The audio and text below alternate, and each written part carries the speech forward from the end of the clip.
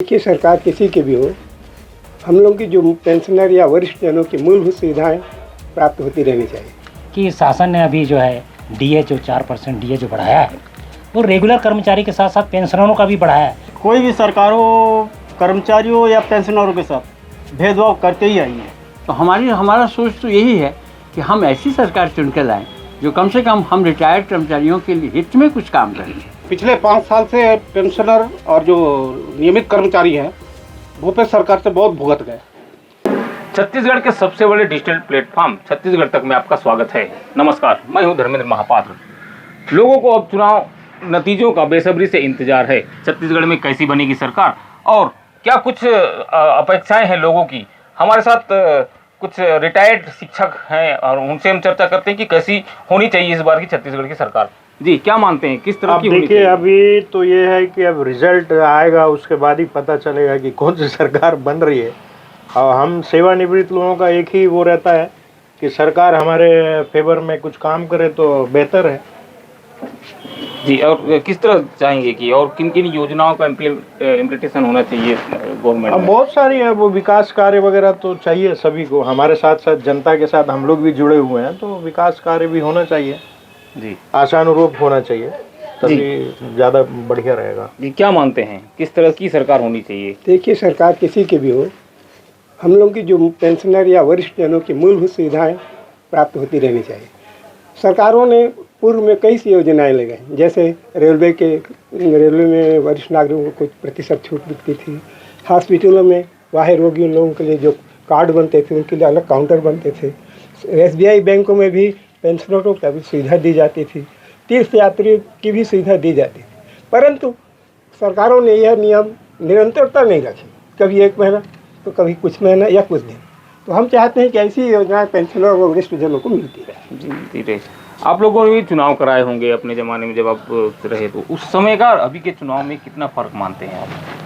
चुनाव तो हर 5 साल में होते आए हैं, और चाहे कांग्रेस का शासन हो या भाजपा का शासन हो, हम तो यही चाहेंगे कि जितने भी पेंशनर हैं उन सबको जो सुविधाएं वर्तमान में जो रेगुलर कर्मचारी हैं उनकी बनिस्बत हमको जो है समय पर नहीं मिलता। जैसे कि शासन ने अभी जो है डीए जो 4% डीए जो बढ़ाया है वो रेगुलर कर्मचारी के साथ साथ पेंशनरों का भी बढ़ाया है। लेकिन हमें ये देखने में आ रहा है कि जो उच्च अधिकारी जो बैठे हुए हैं वे अपना तो हिस्सा ले लेते हैं, लेकिन पेंशनरों को नहीं दिया जाता। शायद वो ये भूल जाते हैं कि आने वाले समय में वो भी पेंशनर होंगे। तो हम चाहेंगे कि पेंशनरों के जो मांगे हैं उसका सहानुभूतिपूर्वक विचार करें और समय पर देने का कष्ट करेंगे। जी, कैसी सरकार आपके हिसाब से आनी चाहिए मैं तो छत्तीसगढ़ ये में? चाहता हूँ सर, मैं संवेदनशील सरकार होनी चाहिए, किसी भी पार्टी की हो। सबसे पहले हम 40 साल सरकारी पद में काम करके सेवानिवृत्त हुए हैं, तो प्रायः देखा गया है कि कोई भी सरकार हो, कर्मचारियों या पेंशनरों के साथ भेदभाव करके ही आई है। भाई ये भले डीए की बात हो और दूसरे पेंशनरों को राहत हो या मकान भाड़ा भत्ता हो, जो भी सुविधाएं देने उसमें अपना बट्टा मार लेती हैं।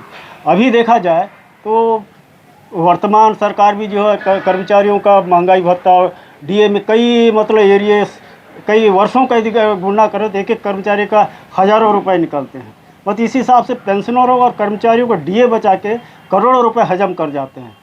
तो ये बात है, अभी जैसे केंद्र के समान हम तो ये मांग करते हैं कि केंद्र जो भी सुविधाएं दे, भले रेलवे हो, जिनको भी डाक विभाग में, वो सभी सुविधाएं हम लोग को संवेदनशील रूप से मानते हुए जो भी सरकार हो सभी पेंशनरों को और कर्मचारियों को बराबर दिया जाए, तभी आपकी संवेदनशीलता प्रदर्शित होती है। अन्यथा तो वही है कि बात आई और गई, और वोट के समय सब लोग चाहिए, उनको पेंशनर चाहिए, कर्मचारी चाहिए, तो ये थोड़ा सा अन्याय लगता है। इस पर उनको संवेदनशील होना बहुत ज़रूरी है।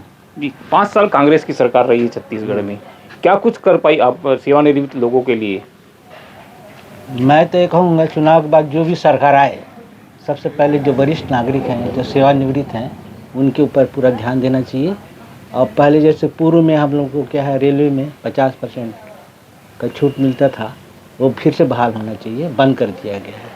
ये तो केंद्र सरकार का मामला है रेलवे, लेकिन राज्य से क्या अपेक्षा है? राज्य सरकार भी यही है, जैसे जैसे पेंशन ये तुम्हारा डीए वगैरह डिक्लेयर होता है तो सबसे पहले तो कर्मचारियों और अधिकारी ले लेते हैं।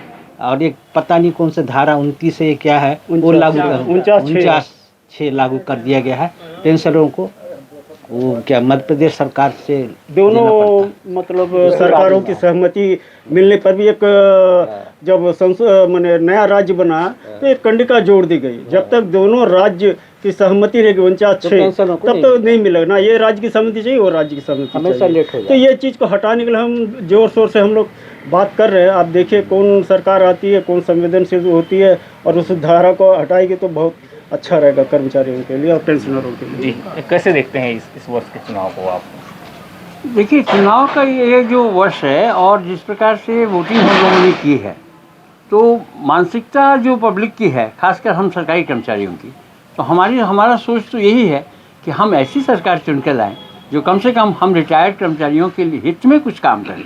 देखिए, घर में यदि पिता है तो वो बूढ़ा बरगद है, उसको काटा नहीं जाएगा, और शायद यही चीज़ राज्य सरकार को सोचनी होगी, हैं, क्योंकि आज वो IAS जो पढ़े लिखे हैं वो विश्व के बारे में भी जानते हैं। विदेशों में एक शिक्षक जो है सबसे ज़्यादा तनख्वाह प्राप्त करता है, और यहाँ हम एक निरीह प्राणी की तरह हो गए। क्या कारण है, ये सोचने का विषय है, चाहे केंद्र हो चाहे राज्य हो। राज्य यदि अपने यहाँ सुविधा देगा, आप ये मान के चलिए कि धीरे धीरे समस्त राज्य मिलकर केंद्र भी सुविधा प्रदान करने की कोशिश करेगा। धन्यवाद। कैसे देखते हैं आप? इलेक्शंस यहाँ खत्म हो चुके हैं, अब सरकार बनने का समय आ गया, लोग इंतजार कर रहे हैं कि मतगणना हो और नई सरकार छत्तीसगढ़ में आए। किस तरह की सरकार देखना चाहते हैं? जी जी, जो सरकार क्या है, सभी लोगों को, कर्मचारियों को, पेंशनर्स को, आम जनता को अच्छे से देखभाल करें, उनकी जो मांगे हैं, विशेष मांगे हैं, वो पूरा हो, वैसी सरकार हम चाहते हैं। जी, एक बार फिर से अपन बात कर लेते हैं कि आखिर जो पहले की सरकारें चलती रहीं उसमें जो आप लोग को सुविधाएं मिलती रही, क्या लगता है कि और बढ़ोतरी होना चाहिए, खासकर पेंशनरों को? तो बढ़ोतरी किस मायने में अपन कह सकते हैं, क्योंकि भाई जो हम लोग का अधिकार है, केंद्र सरकार जो घोषणा करती है DA बढ़ाने का, बस वही चाहिए हमको, और उसके अलावा तो और कोई सुविधा का नहीं रहता है अपेक्षा। बाकी जैसे केंद्र सरकार का मामला है तो वो तो केंद्र सरकार जब तक करेगी नहीं तो वो लाभ हमको मिलना नहीं है।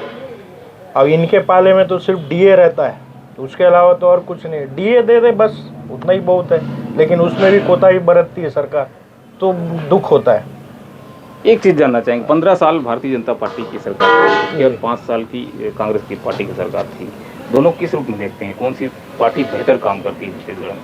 बेहतर काम करने के लिए तो दोनों पार्टियां अपने अपने स्तर पर की हैं, मगर अभी की सरकार केवल ग्रामीण क्षेत्र पर ही रह गई, नरुआ खरुआ गुड़िया जाने, बस इसी तक सीमित रह गई और शहरी जीवन की ओर ज़्यादा आकर्षित। जैसे हमारे शहर की बात देख लीजिए, ऐसा कोई रोड नहीं जो धूल से न सना, तो ये सब चीज़ों को ध्यान देना चाहिए, हमारे शहरीकरण की ओर ज़्यादा ध्यान। जी जी जी जी, भाई साहब, नई सरकार किस तरह से आप सरकार को देखते हैं, कैसी सरकार होनी चाहिए छत्तीसगढ़ में? देखिए, पिछले 5 साल से पेंशनर और जो नियमित कर्मचारी हैं भूपेश सरकार से बहुत भुगत गए। इन्होंने जो है ना हमको पिछले 5 साल में, केंद्र सरकार जब DA की घोषणा करती थी महंगाई भत्ते की, उसके 1 साल बाद एक किए, और कभी हम लोग को 5 पैसा भी जो ना एरियर नहीं मिला हमको। ये पहली दफ़ा है, पहली सरकार है जिसमें हमको एरियर सहित दिए महंगाई राहत, महंगाई भत्ता नहीं मिला। अब हम अगली सरकार से हम ये अपेक्षा करते हैं कि अगली सरकार, सबसे पहले तो हमारी ये पहला मांग ये रहेगा कि मध्य प्रदेश पुनर्गठन अधिनियम की धारा 49(6) जो पेंशनरों को महंगाई राहत देने के मार्ग में एक बहुत बड़ा रोड़ा है, इस रोड़ा को दूर करें। इस धारा को अब विलोपित किए जाने की आवश्यकता है, क्योंकि इस धारा का औचित्य उस समय था जब नया छत्तीसगढ़ प्रांत बना, तो उस समय जो है ना, चूँकि उस समय बजट का ये था, इस हिसाब से जो है ना ये बजट का बंटवारा करते हुए जो है ना इस धारा को रखा गया था। चूँकि उस समय छत्तीसगढ़ प्रांत एक शैशव अवस्था में था, अब चूँकि युवावस्था में है, 22 साल के बाद इस धारा का कोई औचित्य नहीं है, इसको तत्काल विलोपित किए जाने की मांग हम करेंगे पहली।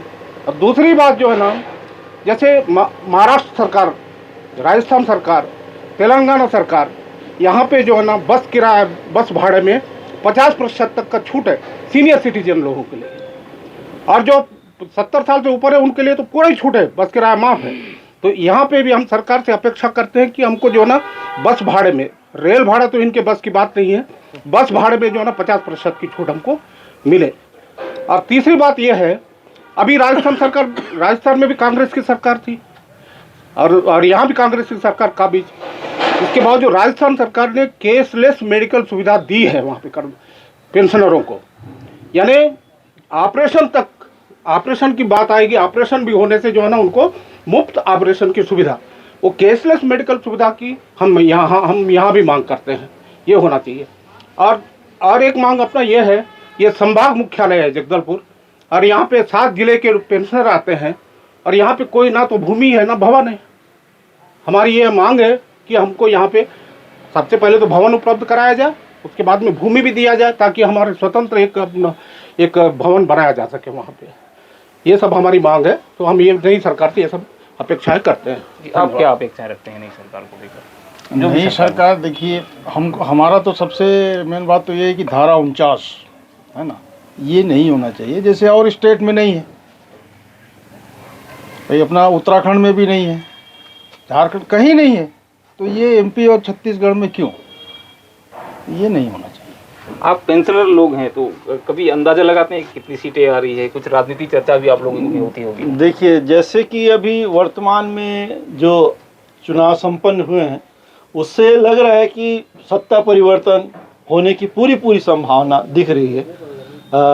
जिस परिप्रेक्ष्य में आपने प्रश्न किया है कि आप क्या अपेक्षा करते हैं, तो जैसे हमारे वरिष्ठ सरों ने बहुत सारी चीज़ें रखी है, मैं एक चीज़ और रखना चाह रहा हूँ कि जो वास्तव में पेंशनरों के लिए पूर्व में रेल यात्रा की टिकटों में 50% की छूट दी गई थी, इस छूट को पुनः लागू किया जाए, क्योंकि ये छूट केवल कोरोना काल के लिए रोका गया था।